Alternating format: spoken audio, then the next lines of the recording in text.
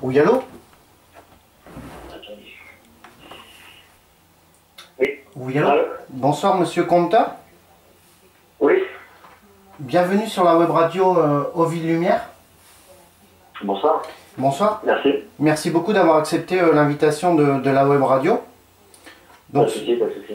Donc ce soir, nous avons le privilège et l'honneur de recevoir monsieur Antoine Conta, donc, qui est joueur de l'US Créteil. Donc il est né le 7 juillet 1992, il a 22 ans et il joue au poste de ailier droit. C'est bien ça. Je ne sais pas si vous faites si vous faites partie de l'équipe de France junior en fait. Non, j'ai jamais eu l'occasion de faire le stage dans cette équipe. D'accord.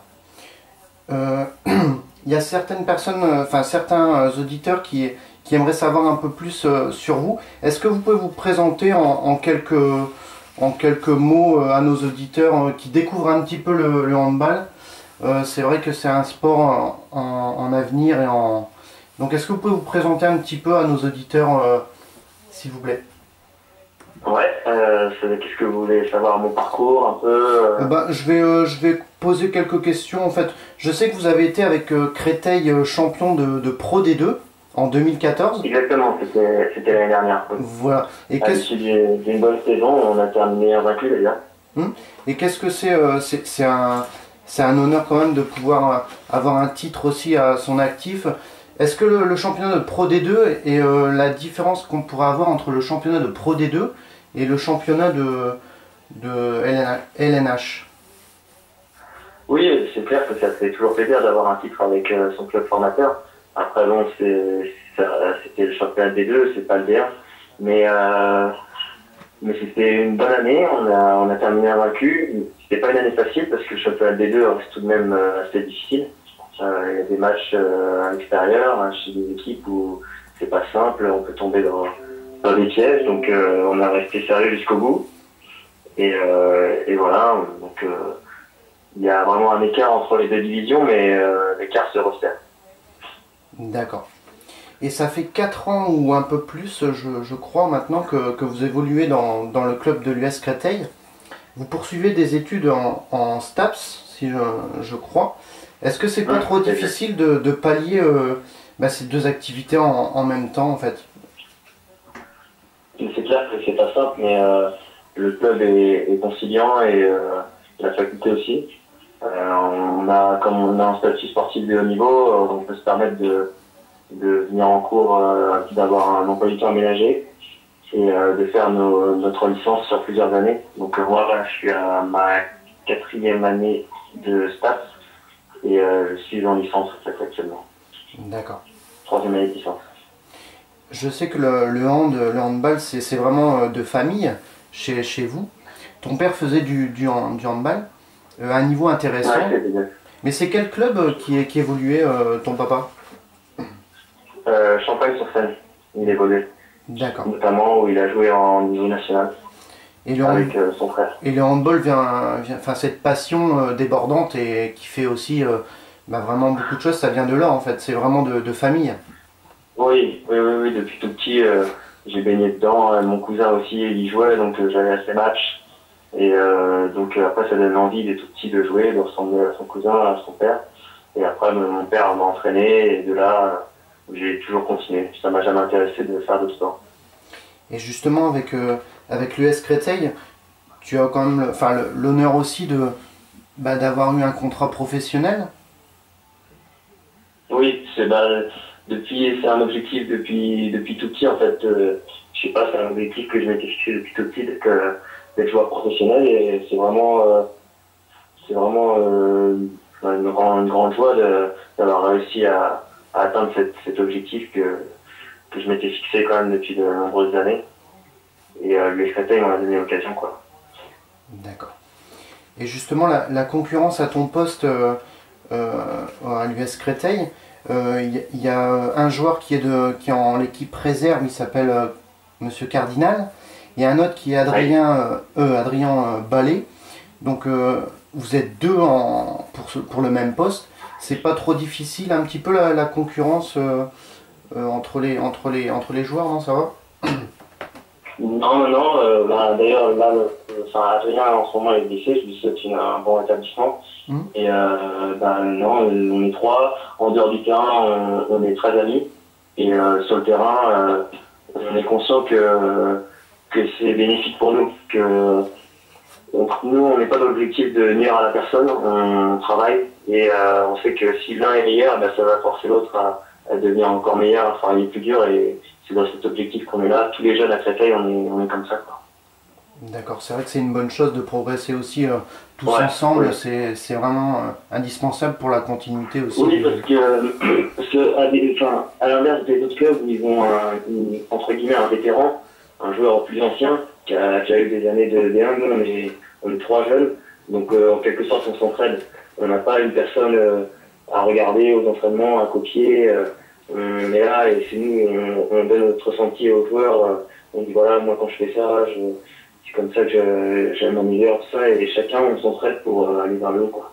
D'accord. Et comment juges-tu tes apparitions sous le maillot cristolien cette saison?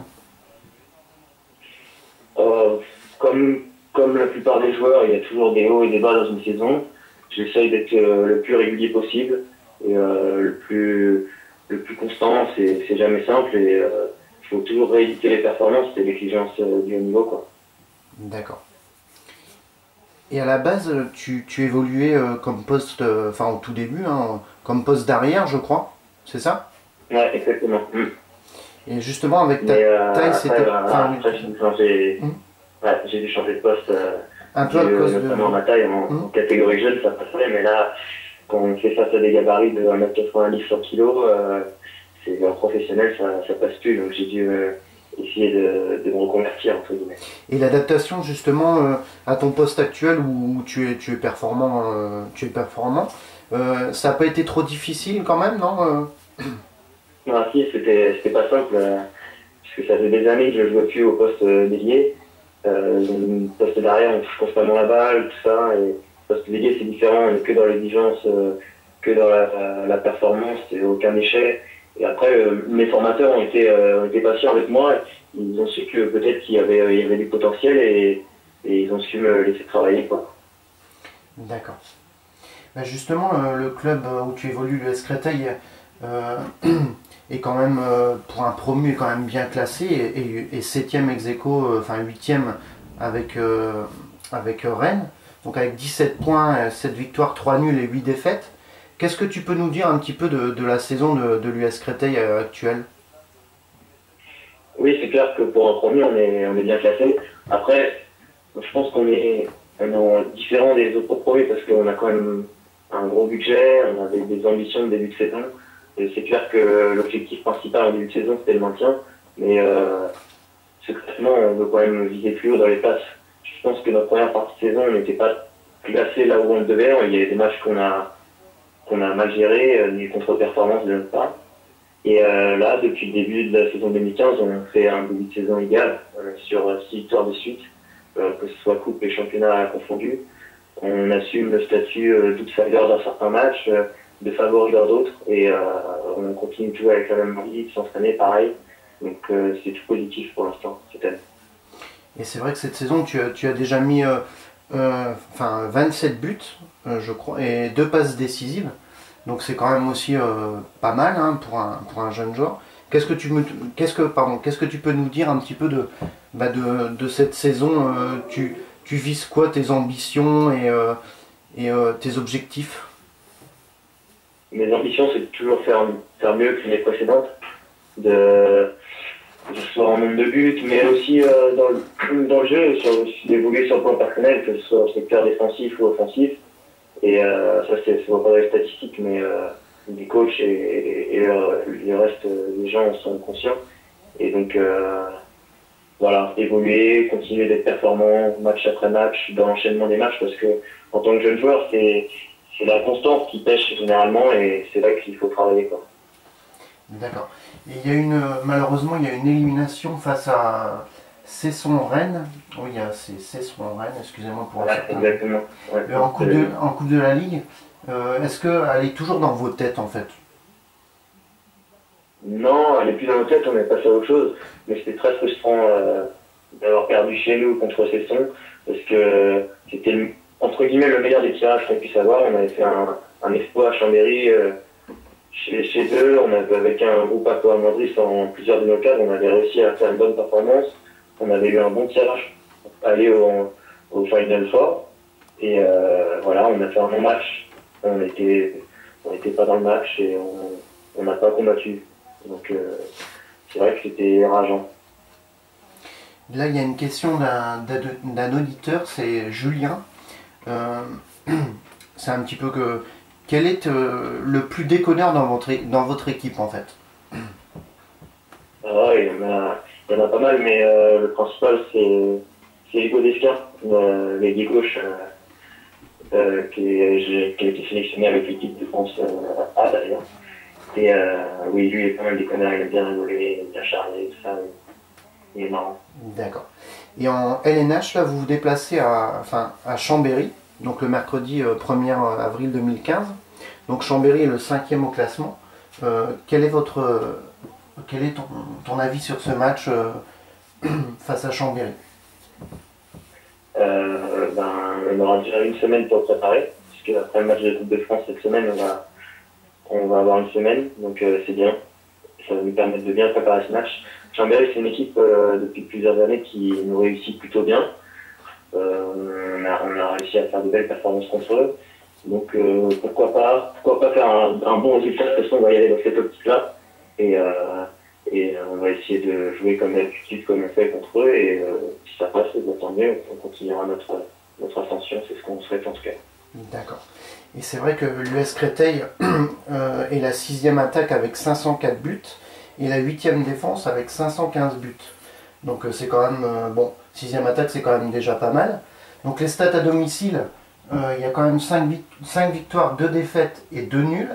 Et les stats à l'extérieur, il y a 2 victoires, 1 nul et malheureusement 6 défaites. Pourquoi, enfin c'est une question, hein, on semblerait voir que vous êtes moins performant à l'extérieur qu'à domicile. Est-ce que... Oui, c'est vrai. Qu'est-ce qu'on... C'est vrai qu'on a eu du mal à avoir notre première victoire à l'extérieur. C'est que depuis l'année 2015, là où on a eu avec Raphaël et Istres, nos 2 victoires à l'extérieur en championnat. C'est vrai qu'à domicile, on est très performant. On a des bons repères. Après, je ne sais pas ce qui fait qu'à l'extérieur, on est moins performant. En général, toutes les équipes, ça marche comme ça pour la plupart des équipes. Mais nous, on avait particulièrement du mal en première partie de saison à l'extérieur. D'accord. Et justement, là, en Coupe de France, vous allez rencontrer dans pas longtemps le Paris Saint-Germain, le 19 mars à 19h, en quart de finale de cette Coupe de France. Donc c'est en direct sur beIN Sport 3, bien entendu. Et c'est au Palais des Sports Robert Houbron. Qu'est-ce que vous pouvez nous dire un petit peu de ce match qui va arriver dans jeudi? C'est un match de coupe, donc forcément, celui qui gagne continue et celui qui perd sort. Nous, on souhaite aller le plus loin possible. On a réussi à le faire en Coupe de la Ligue, la Coupe de France. Après, on tombe contre peut-être le moins bon des tirages. Néanmoins, à Paris, ils sont dans une semaine de Ligue des Champions. Donc, ils ont des matchs très comment dire, coûteux au niveau sur le plan énergétique. C'est 3 matchs en une semaine, même s'ils ont un effectif pléthorique, c'est pas simple. Donc on va essayer de jouer notre bateau à fond et pourquoi pas créer la surprise. Surtout qu'à domicile, vous êtes, votre équipe, ton équipe est très performante. Hein. Après, tout est possible. Hein. La Coupe de France, c'est toujours aussi un match, comme on dit, de coupe. Hein. Donc l'exploit est possible. Hein. Voilà, exactement. C'est tout le bien, le mal qu'on vous souhaite de remporter ce match. Mais en parlant de la Ligue des Champions, est-ce que vous pensez que la Ligue des Champions, que le PSG peut remporter cette Ligue des Champions? Je sais pas, c'est difficile. La Ligue des Champions, c'est vraiment des très fortes équipes. Je pense que pour gagner la Ligue des Champions, il faut avoir une assise défensive vraiment irréprochable. Paris s'est amélioré, je trouve, par rapport à l'année dernière sur le plan défensif. Est-ce qu'ils sont encore assez solides? Je sais pas, on verra dans les prochains matchs, au prochain tour, s'ils passent et au fur et à mesure de la compétition. Mais il y a de la chance, il y a plein de facteurs qui rentrent en jeu et je leur souhaite au moins d'aller au Final Four, quoi. D'accord. Là, une question d'une auditrice. Elle s'appelle Julie. Donc Julie, je vais poser ta question. Est-ce que tu te coiffes toujours à la façon de David Beckham? C'est vrai que niveau capillaire, j'ai des petits projets, donc forcément ça change souvent. J'essaye d'avoir les cheveux longs, donc on passe par des coupes intermédiaires pas top et donc à terme c'est vrai que ce serait bien d'avoir les cheveux longs un peu comme l'avait David Beckham à l'ancienne. D'accord. Mais j'ai vu sur une certaine interview de nos confrères que vous aimez le basket en fait. Oui, je suis assidu. Oui. C'est une passion. D'où vient est-ce que vous nous parlez un petit peu du basket? Surtout d'un joueur aussi qui joue à Miami, Miami Heat. Est-ce que vous pouvez nous parler un petit peu de ce joueur? D'où vient cette passion aussi un petit peu du basket, hein, bien entendu? C'est venu, le basket, je suis particulièrement la NBA, tout ce qui est le championnat français, je ne suis pas beaucoup, parce que j'aime bien tout ce qui est la NBA, le spectacle, tout ce qui entoure les matchs, c'est vraiment un modèle, je pense qu'on devrait s'inspirer en handball. On est en retard là-dessus, les infrastructures, les shows, la mi-temps et tout. Et donc, voilà, le basket, c'est un sport que j'aime bien, c'est le sport que je regarde après le handball. Et donc, tous les soirs, tous les jours, je m'y intéresse, je regarde les résultats. Et voilà, je sais pas, c'est inné, hein, c'est comme ça, D'accord. Ça s'explique pas. Ok. Encore une petite question d'un auditeur. Tu es 53e au classement des buteurs. As-tu un objectif de faire mieux? C'est une question un peu bête. Je pense que oui, mais enfin, je te laisse répondre. Ouais. Bon, après, nous aussi, les délires, on est assez dépendants des autres, de nos autres joueurs. Donc, c'est en fonction des balles qu'on reçoit, des tirs qu'on a, on n'est pas. Mais c'est vrai que pourquoi pas aller plus haut dans le classement, c'est pas un objectif personnel, mais entrer dans les top 40. Voilà, j'essaye de me comparer plutôt aux autres ayants droit des autres équipes, voir à peu près où ils sont placés et voir si je suis à leur niveau ou pas, quoi. D'accord. L'US Créteil en fait a été fondé en 1964, donc c'est un club quand même qui est assez ancien. Qu'est-ce que tu peux nous dire un petit peu des infrastructures, des choses de l'US Créteil et du président aussi, Jean-Luc Druet? C'est un club historique dans le handball français. Voilà. C'est avec Ivry, c'est les deux clubs historiques. Et c'est un des premiers clubs à aller en Coupe d'Europe, à la coupe finale des Coupes des Coupes, et ils ont été champions de France. Donc forcément, on aimerait faire pareil, on aimerait redorer un peu ce blason passé de Créteil, quoi. Donc on s'y attelle, on travaille tous les jours pour. Et voilà, après au niveau des infrastructures, il y a un gymnase qui est le gymnase Robert Aubron, le Palais des Sports. C'est un super gymnase, une grande capacité. Et voilà, on essaye d'évoluer, de créer une salle de musculation, une salle de balnéothérapie pour rendre encore plus professionnel ce club. D'accord. Et qu'est-ce que tu peux nous dire aussi un petit peu de l'entraîneur Christophe Mazel? Il est là depuis le début de l'année. Voilà. Et voilà, c'est un style complètement différent de notre entraîneur précédent. Et pour l'instant, tous les joueurs ont adhéré à son projet. Je sais pas comment vous expliquer. J'aime bien, j'adhère à ce qu'il dit. Il a des conseils, il est positif dans son blog. Il est assez proche des joueurs. C'est un entraîneur qui est très proche de ses joueurs, qui s'intéresse pas seulement aux sportifs, il peut s'intéresser aussi à la vie privée. Donc je pense que les sportifs en ont besoin. Ils se sentent hommes, ils ne se sentent pas considérés juste comme des machines à à jouer les pions. Donc voilà, c'est intéressant comme manière de coacher. J'avais jamais eu affaire à un coach comme ça, et voilà, c'est tout positif pour l'instant. D'accord. On peut dire qu'il est entre guillemets, enfin entre guillemets, hein, plus humain quoi, que certaines personnes peut-être. Oui, oui, peut-être. Sa manière de coacher, en tous les cas, il est assez paternaliste, si le terme est adapté. Un coach très proche de ses joueurs, très. D'accord. Voilà, Et j'ai lu dans une interview d'un de nos confrères aussi que la Pro D2 en fait, pour toi en fait, il manque plus de budget ou peut-être d'infrastructure, que en fait il y avait un fossé vraiment entre l'NH. Qu'est-ce que tu peux nous dire vraiment de ce fossé euh, si tu connais des joueurs qui jouent en Pro D2 aussi, qu'est-ce que tu peux nous dire un petit peu entre la LNH et la Pro D2 en fait? oui, ça reste un bon championnat, mais c'est vrai que le fossé se creuse parce que les clubs français, surtout la LNH, d'année en année, c'est top. Il y a vraiment, enfin, les meilleurs joueurs viennent en LNH, les budgets, les infrastructures commencent à grandir. Donc voilà, la Pro D2 a du retard. Ils n'arrivent pas à se professionnaliser. Mais néanmoins, il y a des clubs solides, des clubs qui pourraient jouer en LNH.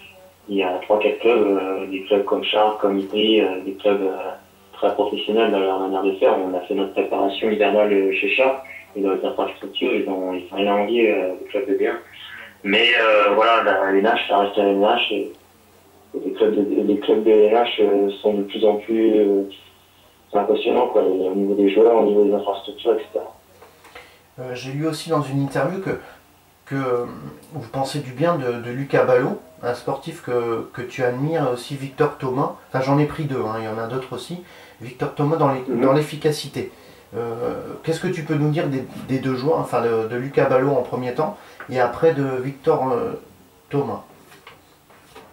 Lucas Ballot, c'est vrai que c'est un joueur fantastique, c'est un joueur étant jeune que j'aimais bien regarder. Mais après, grandissant, faut pouvoir regarder des joueurs qui sont au niveau du profil plus proche de soi. Et Victor Thomas, c'est un joueur qui est pas très grand, assez explosif. Il a l'envie, et c'est vrai que dans le profil du joueur, je tends à ressembler à un joueur comme ça, quoi. Et donc, c'est vrai qu'avec Barcelone, il est très efficace, il fait des bonnes saisons. D'accord. Et le deuxième, Victor Thomas. Oui. Qu'est-ce que tu peux nous C'est dire? lui dont je parlais. Ah, pardon. Le joueur de Barcelone, oui. D'accord, excusez-moi. Et Lucas Ballot en fait. On va jouer, je ne sais pas s'il est remis de sa blessure. En ce moment, il est en période de blessure. C'est un joueur comme on connaît. Hein. Si l'équipe de France elle a eu les titres qu'elle a eu, il en fait partie. Il fait partie de cette équipe de France historique, et donc c'est un très grand joueur. Et c'est vrai que Victor Thomas, il est vraiment efficace dans tous les sens qu'on peut dire. Et je tenais aussi à saluer aussi le consultant handball, pardon, Frédéric Kramer, qui n'a pas pu être présent ce soir avec moi. Donc je m'attelle aussi à ce sport qui est en avenir et qui est vraiment pour moi qui est l'avenir du sport français. Donc c'est vrai que je débute un petit peu, donc si je me suis trompé sur le joueur, je tenais à m'excuser aussi aux auditeurs. Voilà. Non, mais pas de souci. Il y a une question encore d'un auditeur, pour peut-être après on va pouvoir aussi tranquillement conclure. C'est quel est ton style musical?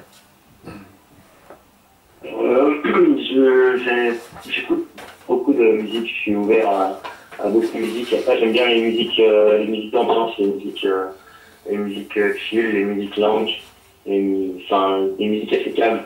Mais après, je suis ouvert à tout, j'écoute tout, j'ai Spotify, et ça me permet d'être assez ouvert sur tout style musical. D'accord.